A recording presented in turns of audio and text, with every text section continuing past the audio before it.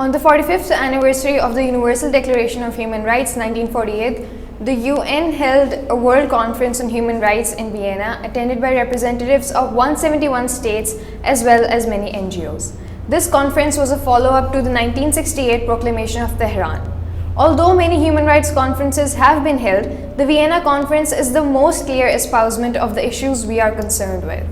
By the time of the Vienna Conference, those who wanted to drive the human rights globally were frustrated by the limitations of the legal mechanisms available to enforce human rights and to promote them internationally.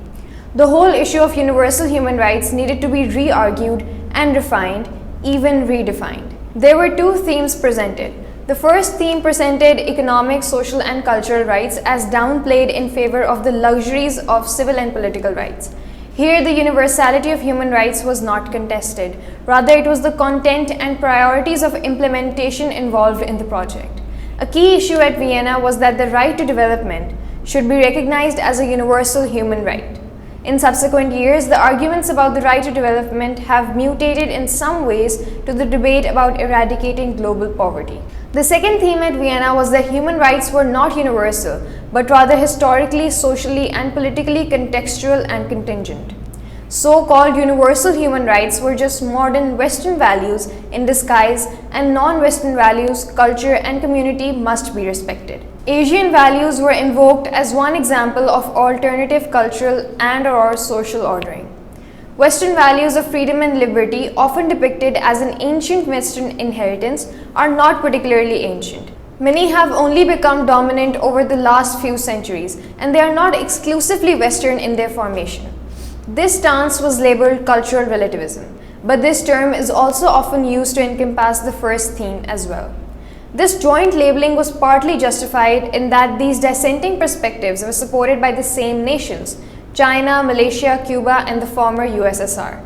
There is also a common skepticism about the Universal Human Rights Project as an exercise in international lawmaking and whether it was merely another exercise of power by the West, always working to its own advantage. In practice, are human rights demanded and enforced universally, or does the insistence on applying internal international human rights conventions depend on the strategic interests of Western powers? Similarly, which human rights are prioritized? Are they the ones that would genuinely be helpful for developing countries? Why is there such reluctance to recognize a right to development? Is the whole concept of universal human rights ethnocentric, an abstraction from one specific concrete cultural location, the West, that is inappropriately applied elsewhere? Is the Universal Human Rights Project actually functioning to erode key cultural values that hold non-Western communities together? Alternatively, are non-Western human rights traditions, example in Islam or China, completely ignored? The dissenting point of view mentioned above was largely unsuccessful, although it made an important impact on some of the key formulations, and the volume of the dissent was notable. Therefore, the Vienna Conference reaffirmed the universality of human rights. They characterized such rights as universal, indivisible, and the interdependent and interrelated. It also sought to give them a more legal reality. At the conclusion of the conference, the Vienna Declaration and Programme of Action 1993 was adopted on 25th June and was endorsed by the UN General Assembly on 20th December 1993 in Resolution 48-121. The declaration stated that the promotion and protection of all human rights is a legitimate concern for the international community. The basic principle is articulated in Article 2.7 of the United Nations Charter. A state's internal affairs are its sole concern. In Vienna, it was stated that the way a state treats its people was the concern of all. To argue, however, that the internal affairs argument is now redundant is simply incorrect. The Vienna Declaration also states the international community must treat human rights globally in a fair and equal manner on the same footing and with the same emphasis. While the significance of national and regional particularities and various historical, cultural, and religious backgrounds must be borne in mind, it is the duty of the states, regardless of their political, economic, and cultural systems, to promote and protect all human rights and fundamental freedoms. Cultural and relativist diversity has been a constant issue in the adoption of all major human rights instruments within the context of the United Nations. Where states object to the premise of a treaty, they do not have to ratify or accede to it, or they have the option to adopt reservations to parts of it. In conclusion, when the final product is based on consensus among the drafters, it can encompass cultural diversity. Since the Vienna Conference, the phrase universalism versus cultural relativism has become a routine way of understanding the disagreement over the nature of human rights. The current debate takes a place most vocally within what are routinely described as the West Islamic framework and the North-South or developing countries dialogues. The Universal Declaration of Human Rights is called universal, and this underlies its global application.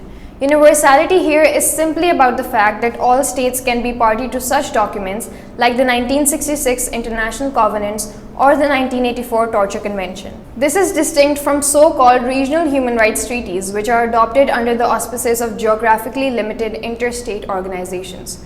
A state can only be a member of such an organization if it is eligible to become a member of that specific organization, which will be limited. For example, membership of the Council of Europe is limited to European states.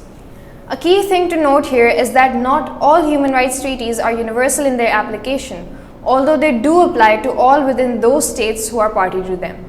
A second key thing to note here is that each regional human rights treaty, while having common themes and approaches to many issues, display diversity. A good example of this is the approach of numerous human rights treaties to right to life, and how this relates to the issues of abortion, euthanasia, and the use of death penalty. What universalist positions broadly have in common is the underlying presumption that human rights exist objectively. They extend to all, independent of differences in culture, religion, ideology, or value systems. Human rights are based on human attributes that are shared by all and thus are universally applicable. The law recognizes human rights is based on the perspective that rights pre-exist the law, and positive law, treaties and conventions merely articulate these rights in a specific form and makes it easier to ensure that such rights are universally respected. From this perspective, international human rights law thus has a double validity. As positive law, it comes from the appropriate sources of authority, yet at the same time, this positive law also rests on an independent foundation in humanity itself that is both descriptive and normative. Thus, universalism in human rights is often described as modern natural law or natural rights. Dame Rosalind Higgins, in her general course on international law at the Hague Academy, discussed relativism and asserted that objections to universalism are typically voiced, mostly by states and by liberal scholars, anxious not to impose the Western view of things on others.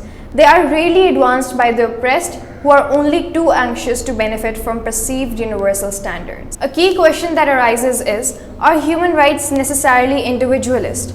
Seen from a cultural relativist perspective, individualism is strongly associated with the historical changes that led to the formation of modernity in the West. In this historical sense, individualism is associated with emancipation from the traditional forms of domination based on assigned natural hierarchies of birth, rank, age, and gender. Therefore, the critique continues. To seek to universalize human rights is indeed to seek to globally impose on all a modern Western social norm and a reflection of what was a uniquely Western historical experience. More frequently, opposition between universalism and cultural relativism is translated into a contrast between individualism and collectivism. Do rights by definition attach to individuals only? Does the human dignity approach allow recognition of collective rights? Are non-Western societies helpfully understood as more collective in orientation? There are some serious problems with cultural relativism. Centrally, cultures are presented as if they were mutually exclusive, non-interactive, and stagnant. There is no representation of how far interaction has formed the entire world. Religions especially are prone to be presented as enduring and unchanged, and homogeneous entities, which they very simply are not.